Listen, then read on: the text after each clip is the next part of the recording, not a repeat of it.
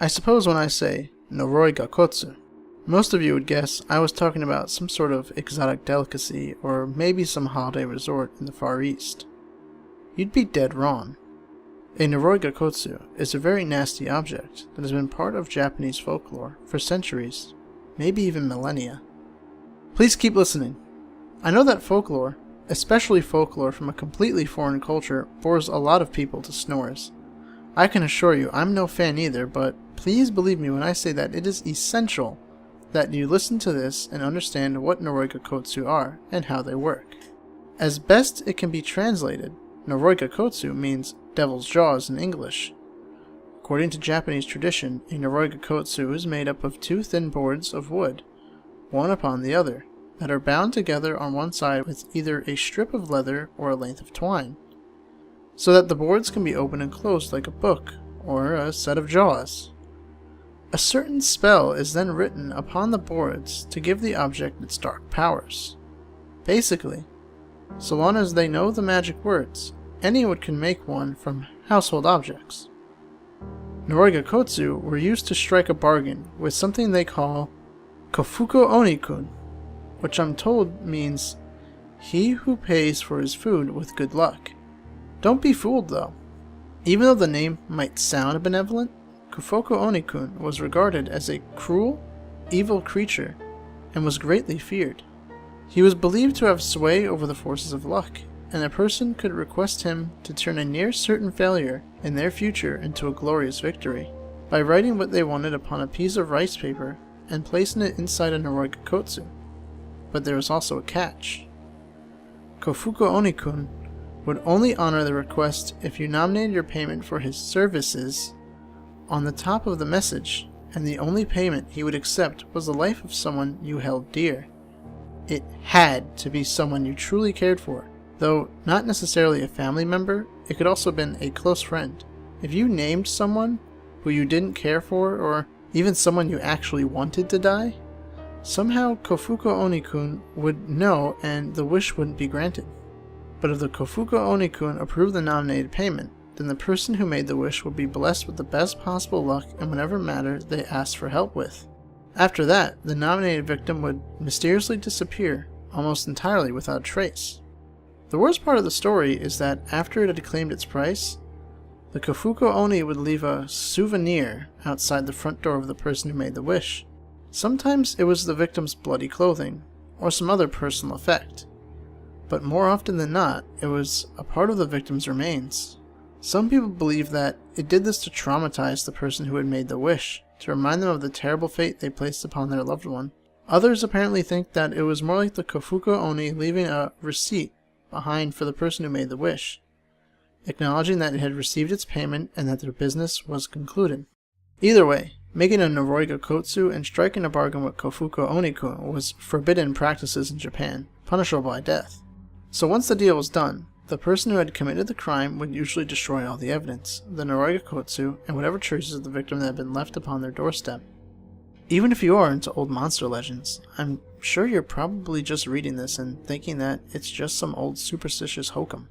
Well, a few days, hell, probably even a few hours ago, I would have agreed with you. But not anymore. I can't tell you too much about who I am or how I know what I know. What I can tell you is that I have connections in the missing person turned homicide investigation of a teenage boy somewhere in the Midwest. About a year ago, in the lead up to Halloween, there was this meme going around with a picture showing the top of a skeleton, the skull, neck, and shoulder blades. People would forward it with MMS's, tweets, and the like with simple messages like Happy Halloween or Boo, etc., etc. You might have got one yourself. Eventually, the meme found its way to somebody with a bit of knowledge about anatomy, and they realized that the skeleton in the picture was awfully realistic. They reported it to law enforcement, but it would be a few weeks before the report made it through the bureaucracy to a medical examiner who verified that the image did indeed warrant some investigation. The ME was convinced that the skeleton was indeed the genuine article, but of particular concern to her was the pinkish tone to the bones, and the trace amounts of what appeared to be blood and flesh still on it. What also concerned her was a series of scrape marks that could be seen on the bones when the photo was examined at high resolution. They appeared to encompass the entire skull, and the Emmy's opinion was that these were made when the flesh was stripped off the body by something with very sharp and very hard teeth. There seemed to be no legitimate reason for a photo like this to be circulating around the public. Law enforcement determined that it was either a leaked crime scene photo or evidence to an as of yet undiscovered crime.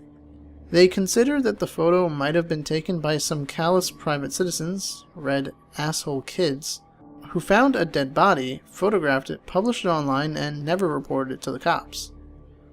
Even more disturbing was the possibility that the photo was published by the psycho who had done this and wanted the world to admire his handiwork. The trouble was that we had only one photo to go on, which made it really hard to determine whether or not the photo was even related to an active or solved case. The EXIF data, or the data buried within the JPEG file that details where the photo had come from, what camera had taken it, when it had been taken, etc., had all been wiped clean. Which isn't hard to do if you know what you're doing, so all we had to go on was the photo itself. I won't bore you with the technical details, but suffice to say that the computer forensics techs made a thorough sweep of the National Crime Scene Photo Database, and determined that the photo didn't pertain to any case in the digital archives. Several other analyses were run on the photo, but the one that paid off was the facial reconstruction simulation, a piece of software that scans the photo of the skull and determines what the guy would have looked like when he was still alive. Eventually, we were able to match the reconstructed face to an active case file out of state. The skull belonged to a teenage boy, let's call him Jack, who had been reported missing. While the photo itself was being investigated, the meme was also being examined. We were charting its course back from the concerned citizen who had initially reported the image to the police to the first person who had ever sent the image. It wasn't easy, as the meme leapfrogged back and forth across several popular messaging services along its way. Just a week after the victim's identity was confirmed, we were able to determine who had started the meme. We'll call her Jill. What was of immediate interest to law enforcement was that Jill's name was already on record in Jack's case file. She was apparently a school friend of his and one of the last people to see him alive. A warrant was issued for Jill's cell phone and she was brought in for questioning. Right away there was something odd about the situation. The cell phone's built-in camera was of far lower resolution than the photo. The phone was thoroughly analyzed and an MMS was recovered containing the skeleton photo. But, while the phone had a definite record of receiving the message, it was later discovered that Jill's service provider had no record of ever transmitting the MMS to her. Another weird thing was that the sender ID for the MMS didn't contain any numbers. It contained only Unicode Japanese kanji characters. This is technically impossible. The way the system is set up, the phone should only be able to log a series of numeric digits into the sender ID field. The characters in the sender ID spelled out Anatano Shitauke. This isn't someone's name. The text translated it and discovered that it roughly means your employee, or your business partner. Under interrogation, Jill recalled receiving the MMS. She said that the message kind of creeped her out, especially because it came from an unknown sender, which is what the messaging software told her because it wasn't able to interpret the invalid sender ID. But because it was close to Halloween, she assumed that one of her friends sent it as a seasonal thing, and she forwarded the cool, creepy photo on, starting the meme. According to the MMS's timestamp, she received it only a few hours after Jack was last seen. But Jill claims she never linked the message to Jack's disappearance in her mind because at the time she received the MMS, she didn't even know Jack was missing. The detectives grilled Jill for over 3 hours, but when she began to get really upset, her father ended the interview and, without harder evidence, the detectives could not hold her. The tech who analyzed the phone, well, let's just say that he's very thorough at his job, and he didn't give up on the mystery of how the phone could have received an impossible MMS that its service provider had no record of ever sending. He dug deep into its software, looking for an explanation. Eventually, he came upon a curious anomaly embedded in the phone's firmware. More Unicode Japanese characters, this time a long block of them. The firmware is supposed to just be universal machine code that tells the phone how to work.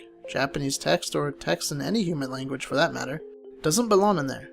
But as intriguing as the discovery was, it still didn't explain the impossible MMS. At least, that's what we thought at the time. You see, the Japanese text was garbage data. which means it was worked into the firmware in such a way that it had no actual effect on how it worked. It was just on the phone, but it wasn't doing anything. By this point, I was involved in the investigation.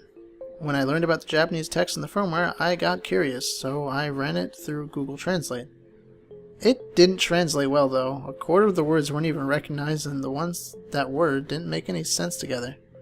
Frustrated, I called upon a Japanese-American acquaintance to translate for me. I expected it to be the manufacturer's copyright on the firmware code, or perhaps even the programmer signing his work.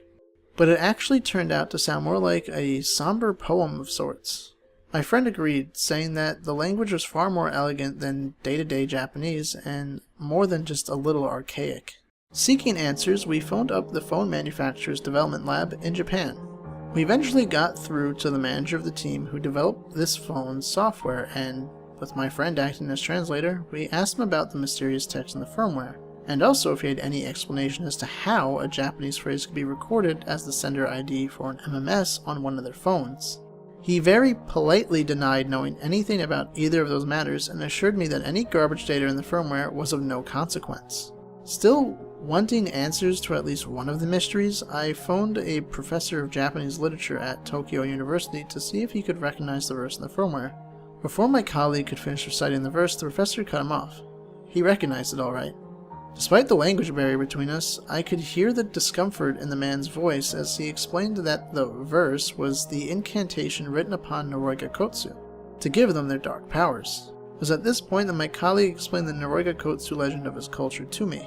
He knew the story well, he had just never heard the actual incantation used to create one until now. While this was all quite educational, it really didn't get us anywhere in terms of the investigation. But I kept thinking about the problem of the MMS, and eventually I had this crazy thought. The fact that Jill had received a photo of Jack's remains was eerily similar to the part of the Noroiga Kotsu legend, where the monster would leave behind some proof of his victim's death. I suppose, just for fun, I skimmed through the rest of the case notes to see if there were any other parallels between the murder and the Japanese legend. I almost wish I hadn't. When I read through Jill's original witness statement, the one where the police were just investigating Jack's disappearance as a missing persons case, she remarked that she remembered the last day she saw him very clearly, because it was the same day her history teacher had returned a test that she had surprisingly aced, even though she was sure she was going to flunk it. My stomach sank when I read that statement because I was quite familiar with the contents of Jill's phone, and I remembered reading about this history test before. About 3 days before Jack's disappearance, Jill had typed a text message into her phone, "I need to pass this history test." Jack's name was marked at the top of the message as the intended recipient. The similarities between the old stories I'd been hearing and the murder were suddenly clear as day. Jill had a phone that for some reason contained an old Japanese spell used to summon a monster. She typed what could be interpreted as a demand for a good history mark into the phone, with her close friend's name on the message, and just like in the stories, Jill aced her test and Jack disappeared without a trace, and then Jill received a sick memento of his death. If you'd pointed this out to me at the time, I would have chuckled and said, "Yeah, that's a weird coincidence, isn't it?" I wanted to believe that that was all it was, I really did. But deep down in that hidden doubting Thomas part we all have that doesn't completely trust modern rationality to be our salvation, I was frightened. Then a couple days ago, which was about a week after I'd called the phone manufacturer, I received a package in the mail. There was no return address, but the postmark was from Osaka, Japan. Inside were a heap of papers. On the top of the stack was a cover letter explaining what the package contained. It was written in very bad English, although I was able to get the gist of what it was saying. The sender didn't identify himself, but it's clear that they must work for the manufacturer of Jill's phone, and that they were aware that I'd been asking questions about the hidden text in the firmware. My informant was part of the development of the phone series that Jill's phone belonged to, and he or she had an explanation for how the Noroiga Kotsu incantation had gotten into the phone's firmware. There was a guy in the development team, smart but a real emo loner type, not the shy kind of loner, the crazed gunman in the making kind. People would try to be friendly and reach out to him, and he'd stare daggers at them. For whatever reason, the guy had issues. Shortly before the phone series went into production, the guy had hung himself. My informant believes that before he died, the guy implanted the hazardous spell into the phones as his ultimate screw you to the world. Within a few months of the phone's release, somehow the company executives got wind that there was a problem with them receiving disturbing MMSs that the phones seemed to be generating themselves. The company began to investigate the problem quietly, secretly querying all the active phones remotely. They found scores of incidents where a phone had a record of incoming MMS from Anatano Shitake, your business partner, containing a single JPEG file. Most people who had received these messages had subsequently deleted them, but in several dozen cases, the JPEGs were still in the recipient's phones and were retrieved by the company. An upgraded version of the firmware with the incantation removed was developed, but ultimately was never implemented because it was discovered that the phones kept rejecting it. An upgraded version of the firmware with the incantation removed was developed, but ultimately it was never implemented because it was discovered that the phones kept rejecting it. The guy who had put the incantation into the firmware had also rigged it so that it would never allow itself to be overwritten. 2 months before Jack's disappearance, the company abruptly terminated their investigation. By this time, they were aware of nearly 800 instances of MMSs being received from Anatano Shitake. An unspoken agreement was made that the problem was unsolvable and that their best course of action was to simply turn a blind eye. Everyone involved in the informal investigation was forced to sign a non-disclosure agreement. Orders were issued to destroy all the records, but my anonymous contact managed to keep copies of most of them, which he or she had sent to me. It's taken me a while to get through the documents he or she sent me, as most of them are written in Japanese. But luckily, their list of the phones that received Anatano Shitake message was written in regular digits.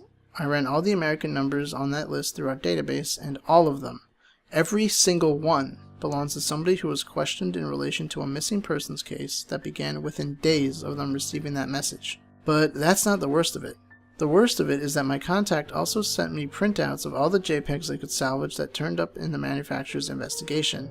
They are all just like the photo of Jack's remains that began the entire case. A realistic skeleton grinning into the camera, covered in the scrape marks left by whatever sharp-toothed nightmare stripped them of all their flesh. I don't have access to the advanced software that synthesizes an accurate face for Jack's skull, at least not the kind of access that allows me to use it without answering a lot of very difficult questions in the first place. But I scanned the photos and overlaid them in Photoshop on the case photos and the missing person associated with the receipt. I admit I'm no expert, but as far as I can tell, every one of those skulls fits perfectly inside the face of one of those missing people. I can't tell you the name of the manufacturer involved or the name of the phone series involved. Suffice to say, they're a well-known company and the phone series is quite popular.